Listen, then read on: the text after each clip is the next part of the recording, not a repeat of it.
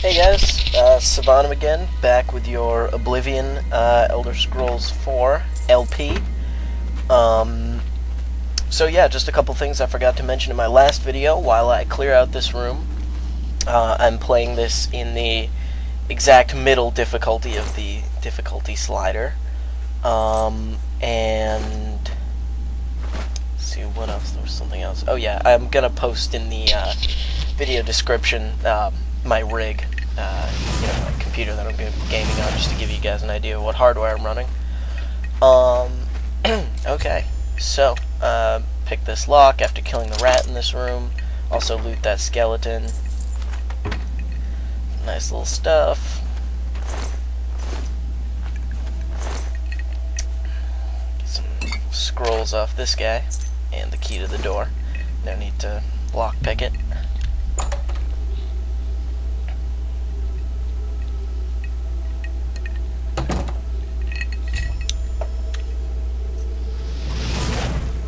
Not sure if you guys can hear me, but I'm enjoying a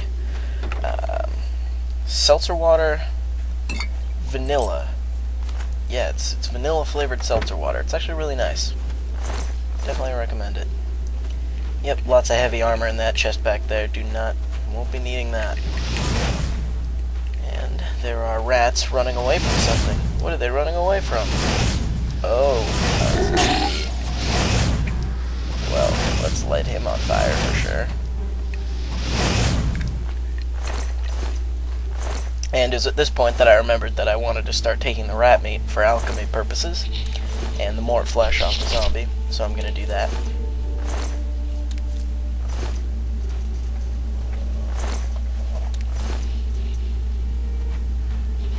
Okay.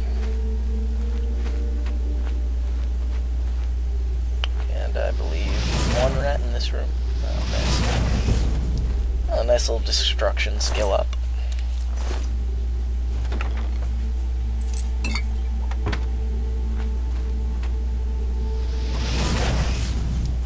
Oh yeah, and then one more rat in here. So 3 rats in this room. I lied. Luckily I can one-shot them all day, every day. Not a problem. A little sniper action.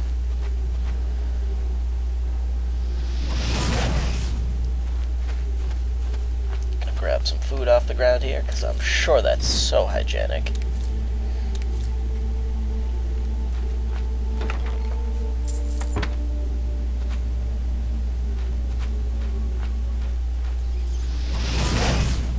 I was actually on the phone when I was recording this first part, so right here is just where I hang up the phone.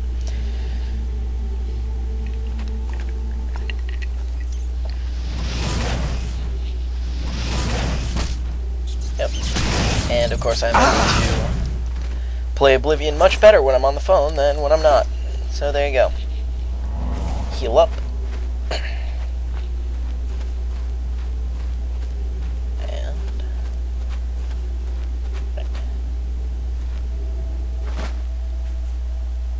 I think it was at this point that I remembered there was a chest back in that big room with the food on the ground that I didn't get. Yep, so I'm going to go back and get that. It's an average level lock, but honestly, the security skill is fairly useless in this game because if you're decent at it, you can pick any lock at a very low difficulty. And, of course, once you get the skeleton key, you can just spam auto attempt because it never breaks. So, that's something that, I mean, it's a good concept. I like the way that they actually created a minigame that replicates, semi-accurate lockpicking, but it's just sort of broken. And there you go. Decent loot in there. Of course, loot in the starter dungeon is just torches, lockpicks, and gold, but, useful.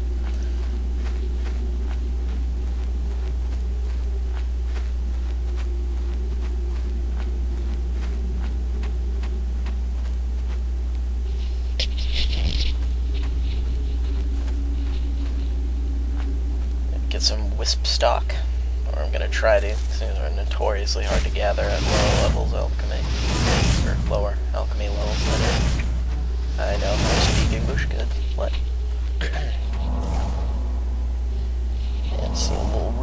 ground. Snag that. Skeleton. Potions. Going to come in handy. Try and collect some mushrooms. Fail at it.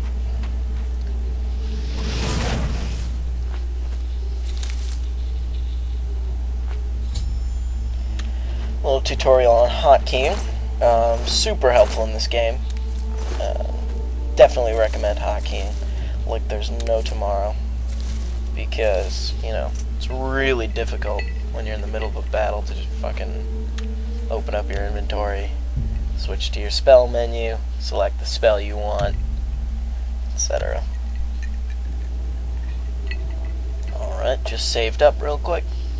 And I need to remind myself to unbind the auto load key, or the quick load key, because it's the same as the FRAPS record button. So that needs to change, obviously.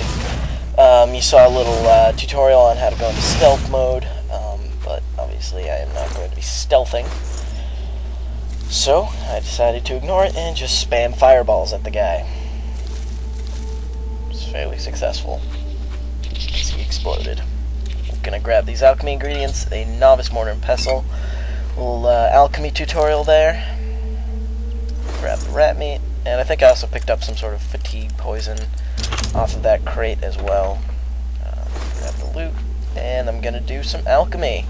Just throw together some real basic potions out of the ingredients that I've managed to stumble across thus far. Refilling my drink.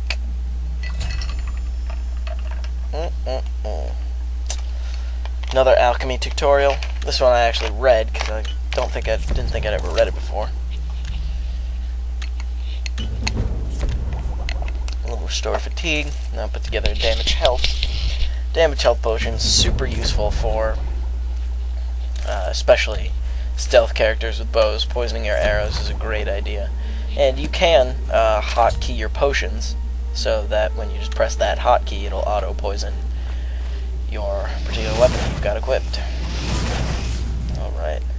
It's always funny to try and make that guy get hit by his own trap, but, yeah, again, just spam fireballs, great success.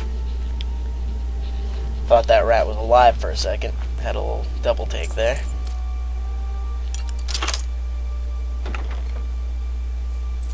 Don't need arrows particularly. Some food in this crate over here for alchemy. Remember, an apple a day kills goblins with logs. Yep, I'm pretty sure that's how that saying goes. Now, actually, this doesn't quite work out exactly as I'd hoped, so I have to sort of push it myself, and then even then I didn't think it was going to work, so I shot a fireball, but it did end up working. And to trigger that log roll, you usually just have to run up and, you know, press activate. Whatever button you have that bound to. For me, it's a space bar. I think that's the default. Grab some potions, and you will come out of this starter dungeon with, let me tell you, a lot of lockpicks. A lot of lockpicks, very useful. 2 shot and some goblins. That's another destruction skill up. Apparently someone's playing something on my Steam account.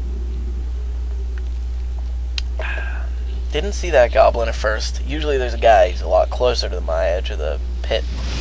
Didn't see him. Struggled a little bit.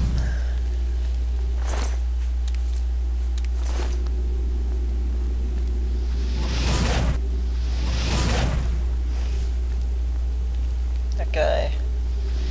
And this guy's some sort of goblin lord. He's got a little more health power, and he's a spellcaster, as you can see. It's got a nice little enchanted staff that I'll be grabbing. But I'm going to save up now, and in the next part, we're going to finish up the tutorial dungeon and head out into the world. Thanks for joining.